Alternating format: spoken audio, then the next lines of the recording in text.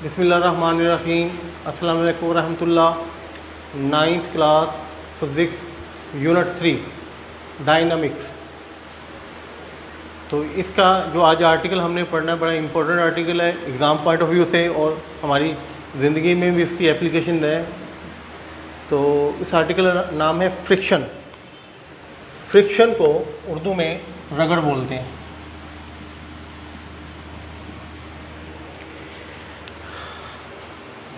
कोई भी independent motion करती हुई कोई चीज़ है, गाड़ी चल रही है, उसका इंजन बंद कर दें, थोड़ी दूर जाके वो रुक जाएगी। कोई खिलौना आप कोई बॉल रोल करें, कुछ देर जाके बाद रुक जाएगा। और साइकिल चला रहे हैं, पेडल मारना बंद कर दें, कुछ देर जाके वो रुक जाएगी।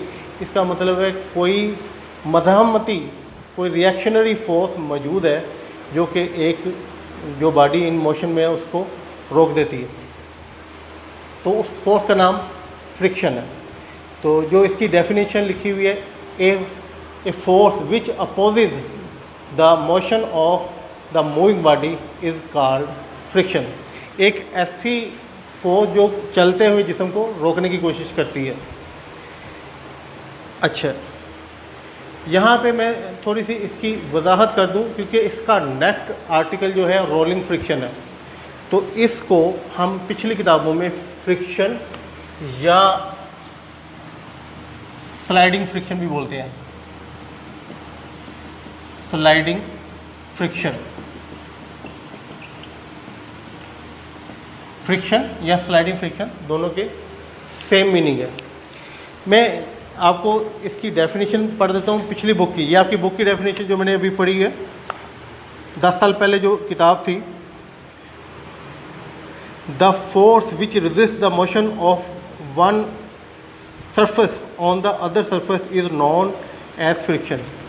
एक सरफेस के ऊपर दूसरी सरफेस को रख के अगर घसीटा जाए तो जो फोर्स अपोजिशन की फोर्स पैदा होती है दैट इज़ कॉल्ड फ्रिक्शन। इसके अलावा एक और 10 साल पुरानी एक और डेफिनेशन भी मेरे नोट्स में मौजूद है, लेकिन वो मैं डिस्कस नहीं करता क्योंकि मेरा मकसद था आपको यहाँ पे ये बता देना कि फ्रिक्शन और स्लाइडिंग फ्रिक्शन सेम थिंग, और उसके बाद रोलिंग फ्रिक्शन वो एक अदर चीज़।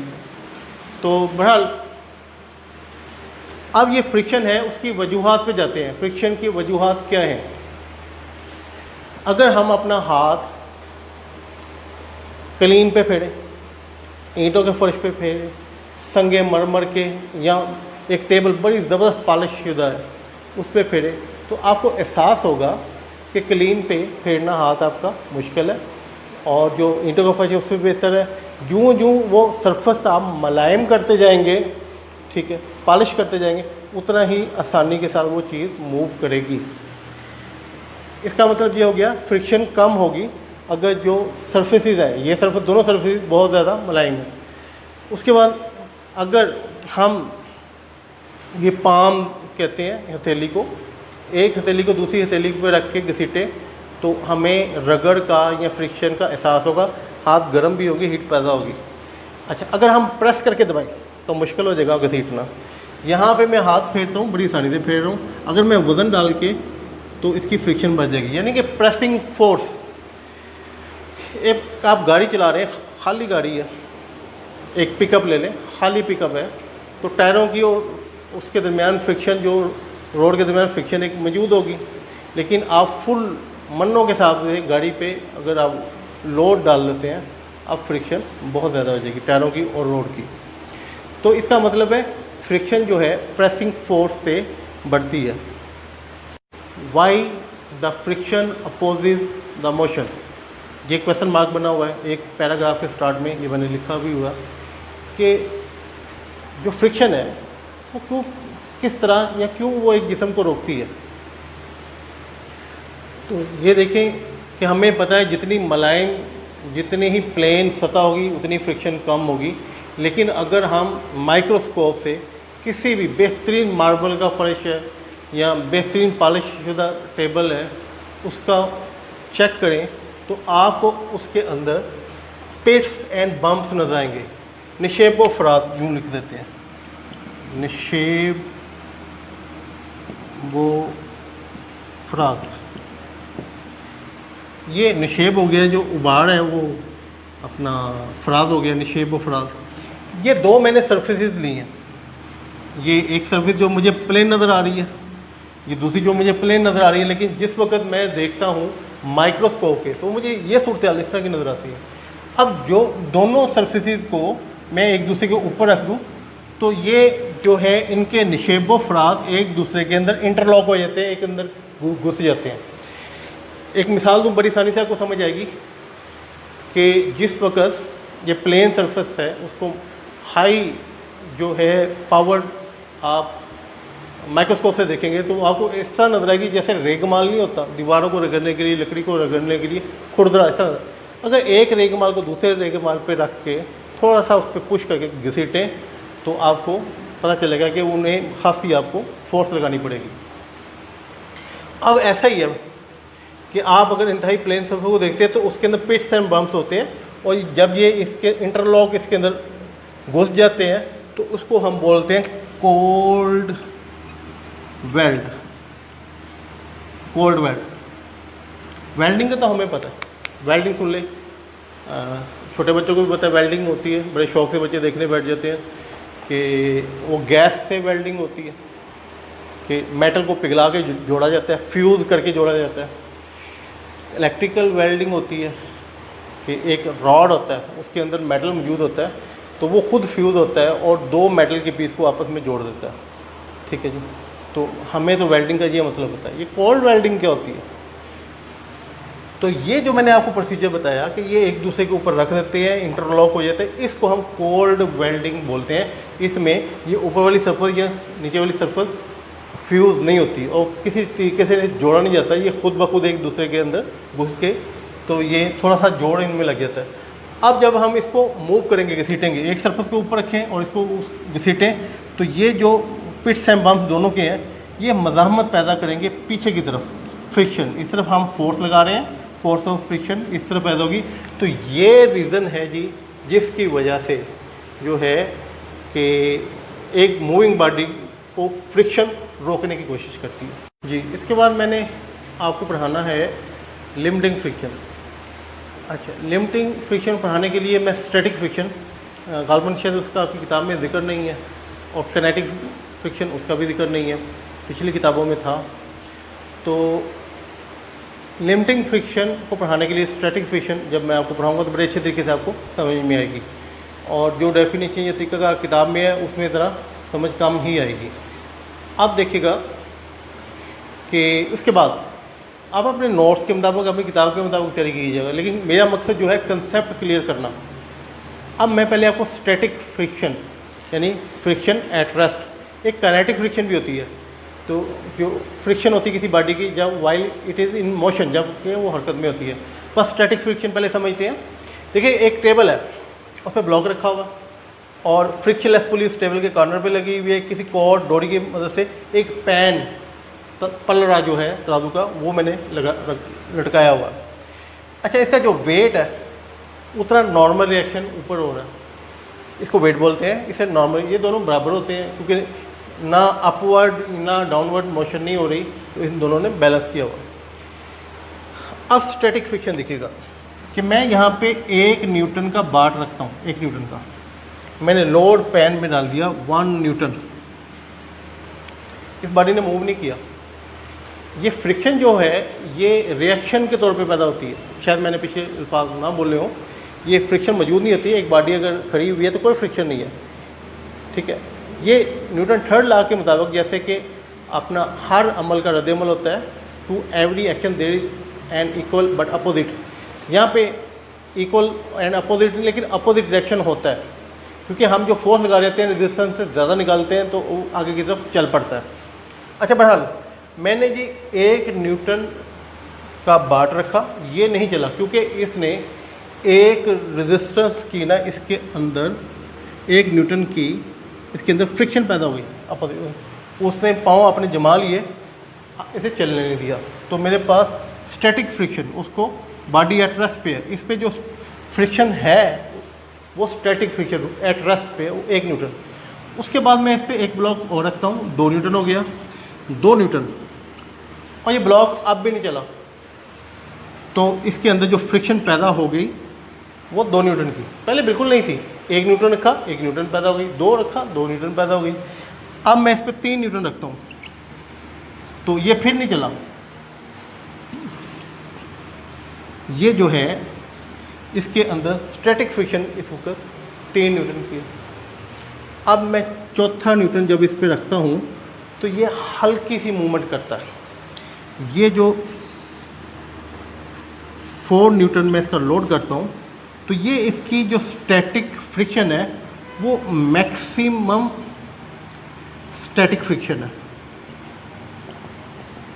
Maximum static. इसमें जस्ट वो मूव करना शुरू करता है तो जो maximum quantity of static friction is called limiting friction. ये आपको बड़ा अच्छा समझ में आएगा। आपकी किताब में लिखा हुआ है तो maximum friction of a body, ठीक है, moving body is called limiting friction. Concept नहीं क्लियर होते, गुजारा हो जाएगा, डेफिनेशन आप लिखेंगे आपको मार्क्स मिलेंगे, लेकिन कंसेप्ट क्लियर करने के लिए ये सारा।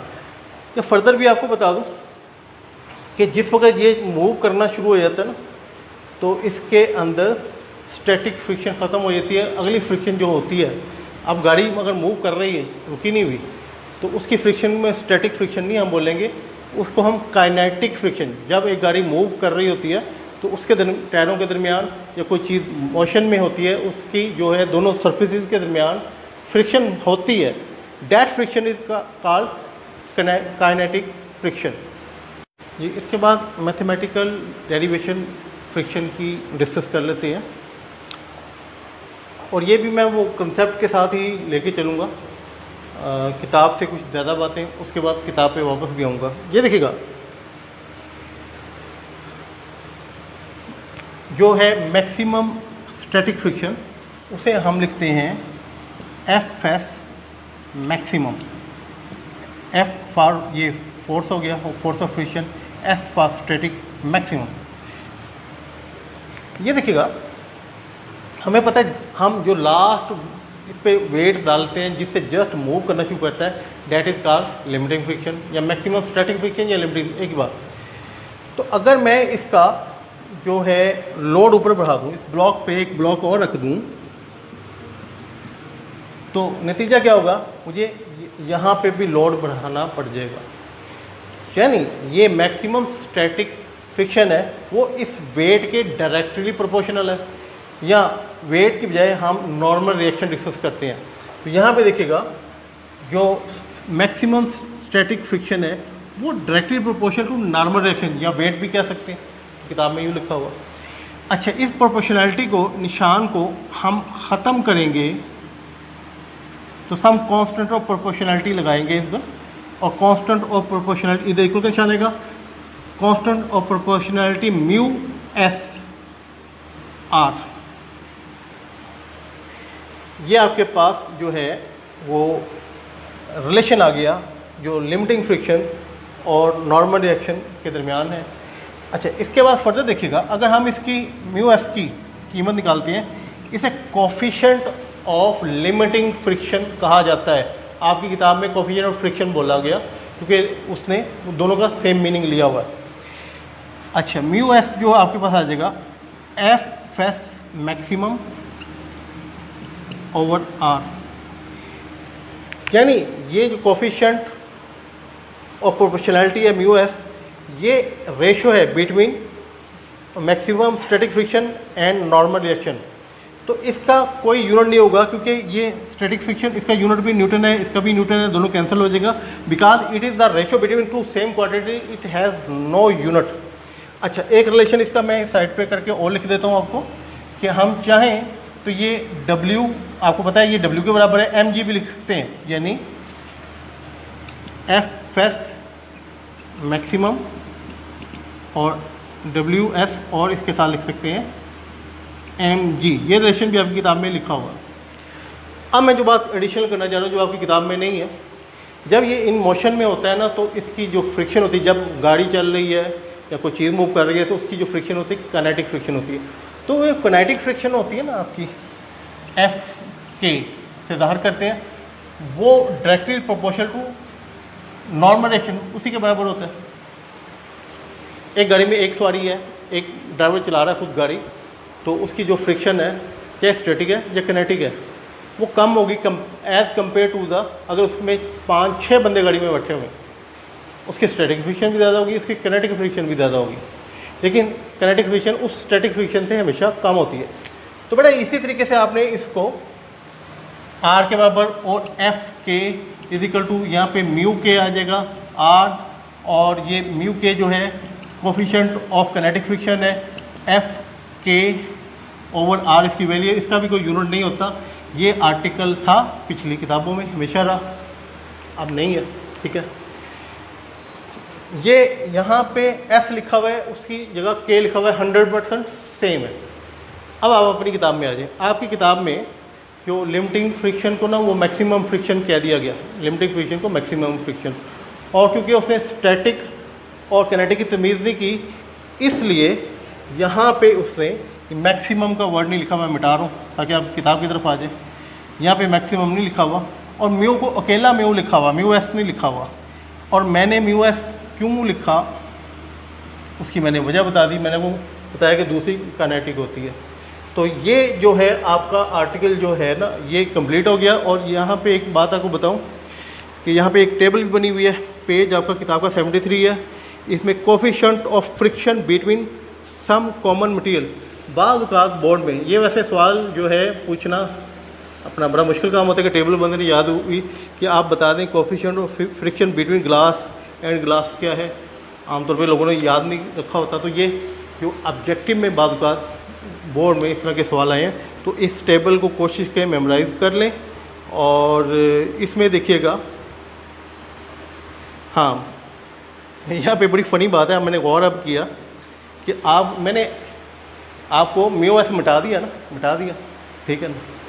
और क्योंकि कल्चर था लाजमी लिखते थे हम, लाजमी लिखते थे, अब ऐसे मिटा दिया मैंने कहा किताब में लिखा हुआ है। लेकिन आप टेबल जाके देखिए, टेबल पे वो मिटाना भूल गया। जो टेबल बनी हुई है ना वहाँ पे जो कोफिशिएंट ऑफ फ्रिक्शन दिया हुआ ना वो उसने म्यू एस के साथ ही, यानी म्यू एस के साथ ही, ठीक है। तो बहरहाल तो यहाँ पे आपका ये लेक्चर ख़त्म हुआ। इम्पोर्टेंट जो है इसे सुनिएगा, ये जो मैंने डिफरेंस बताया किनेटिक स्टैटिक, इसे गौर से सुनिएगा, कंसेप्ट क्लियर कीजिएगा। किताब पढ़ेंगे तो बड़ा आसान लगेगा। नेक्स्ट लेक्चर में दोबारा मिलेंगे, तब तक के लिए अल्लाह हाफ़िज़।